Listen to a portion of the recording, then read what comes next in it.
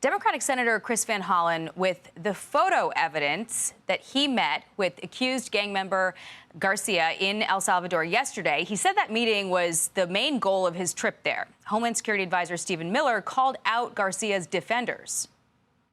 You have the entire machinery of the Democrat Party using all of its power not to fight for lower costs, as President Trump is, or better trade deals, as President Trump is, or lower taxes, as President Trump is, but to fight to bring this illegal alien with all those horrific crimes and allegations and history against him back to the United States, where he can do what? He can commit additional acts that threaten the safety of the American people. This is the biggest, sharpest contrast you will ever see between the priorities of President Trump and the priorities of the Democrat Party. Republican Senator Josh Hawley with this.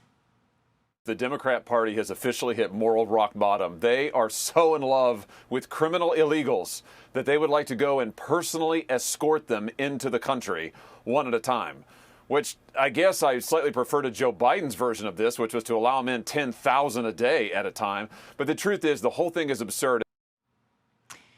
The White House emphasized the contrast between the parties on this issue. It posted a picture of Van Hollen's meeting alongside a photo of President Trump embracing Patty Morin. Her daughter Rachel was murdered by an illegal immigrant. The caption, "We are not the same." Senior national correspondent Rich Edson is at the White House with more on this. Rich. Hey, good morning, Jackie. Well, now President Trump is weighing in on Senator Van Hollen's trip. This morning, the president posted, quote, "Senator Chris Van Hollen of Maryland looked like a fool yesterday, standing in El Salvador begging for attention from the fake news media or anyone. Grandstander."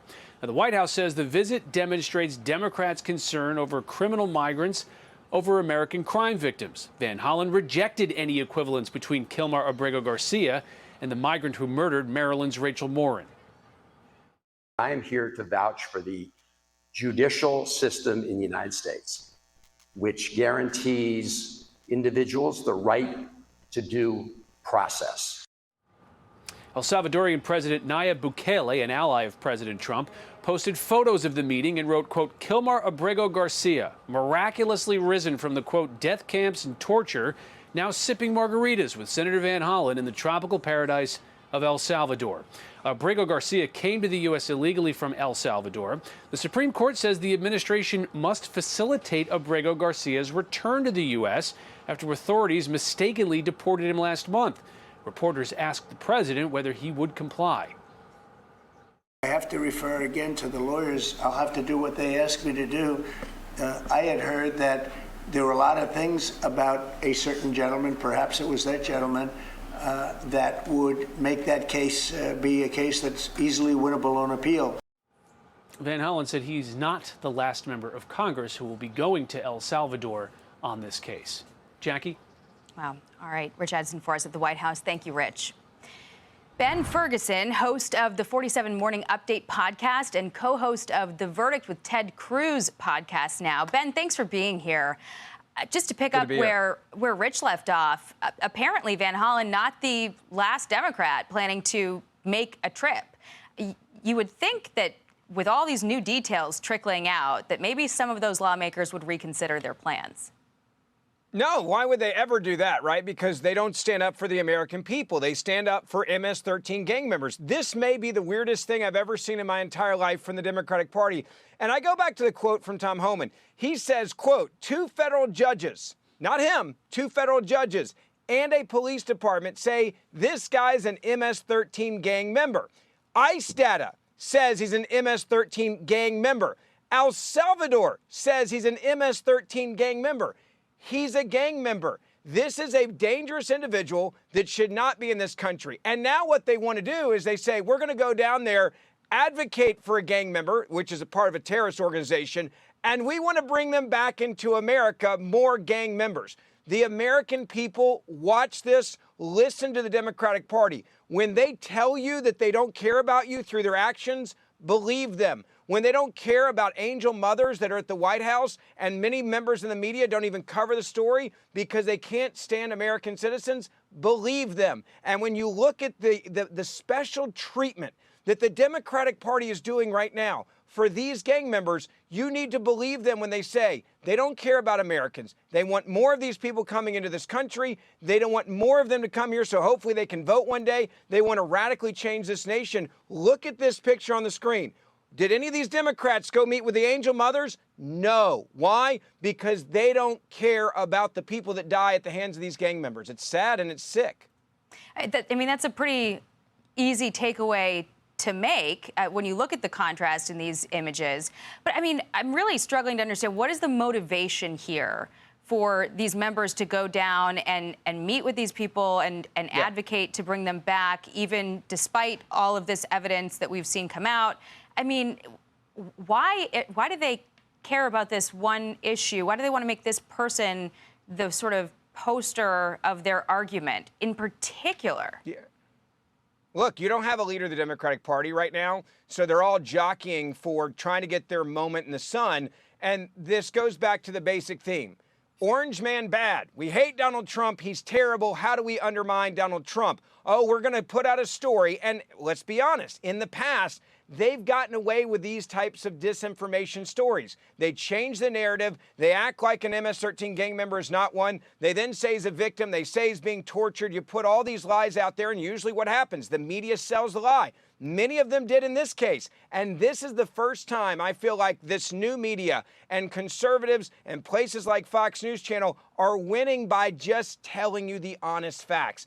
Democrats are going to continue to do this because they don't know what else to do. They weren't able to take out Trump with all the lawfare. They raided his house. They had all the people in the deep state. That didn't work. So now they're like, all right, we got to make up lies and act like Donald Trump's a terrible person to stop all the deportations.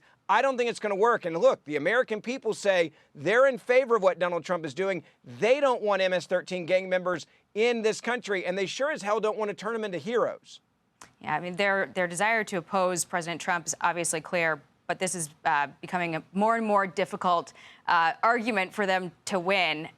Moving on, though, across the country, protesters rallied against President Trump's crackdown on elite universities. The Trump administration has cut federal funding to some of these schools with the goal of stopping Jewish hate on campuses. Harvard University, the nation's wealthiest and most elite university, is resisting those efforts. This week, the Trump administration froze more than $2 billion in funds for that school after it denied demands for reforms. There are more protests expected today at Harvard after hundreds came out yesterday. This Harvard student actually agrees with President Trump. I think Harvard is faced with a choice, and it seems like they're making the wrong choice, which is to double down on these crazy ideas that most Americans don't agree with and to pay the price for that. So I think it's a good thing that Harvard's being forced to put its money where its mouth is. The administration's also considering revoking the school's tax-exempt status, and the president doubled down on his criticisms yesterday. I think Harvard's a disgrace. I think what they did was a disgrace. They're obviously anti-Semitic, but tax-exempt status, I mean, it's a privilege. It's really a privilege, and it's been abused by a lot more than Harvard, too, by a lot more than Harvard. House Republicans are also taking action against Harvard. They launched an investigation into the school for alleged noncompliance with civil rights laws, and they're demanding information on the school's hiring practices, DEI policies, its handling of anti-Israel protests, and non-cooperation on immigration issues. Ben, I want to know, what consequences could Stefanik and Comer's probe have that might be different from what you're seeing from the administration with the, revocations of the tax-exempt status, withholding of grants, and potentially even DHS getting involved in international students?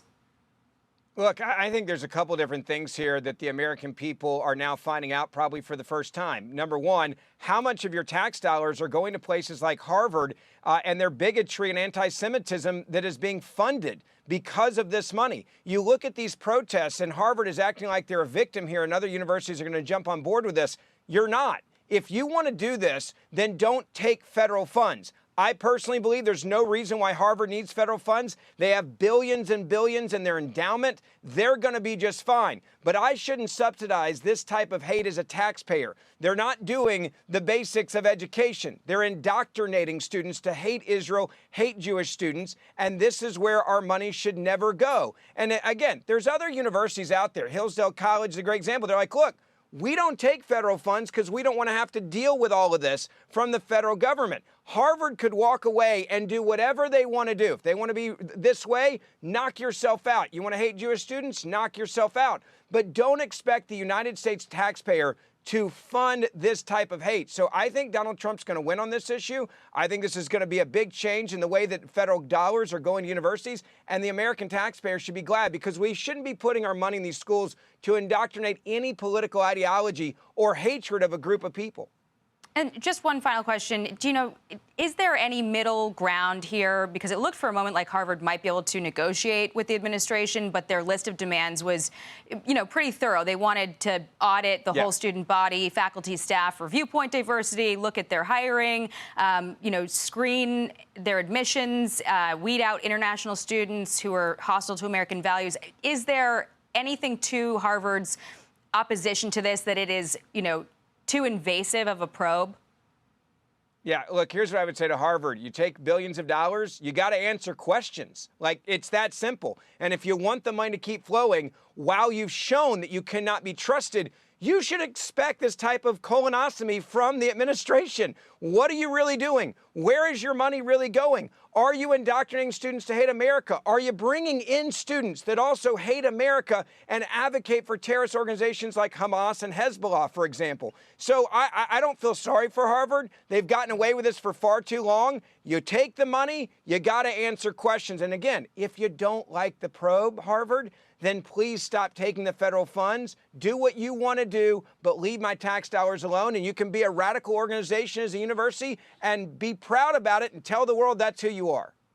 We will see how this plays out. A lot of people watching this case. All right, Ben Ferguson, thank you so much. Appreciate your time. Good to see you.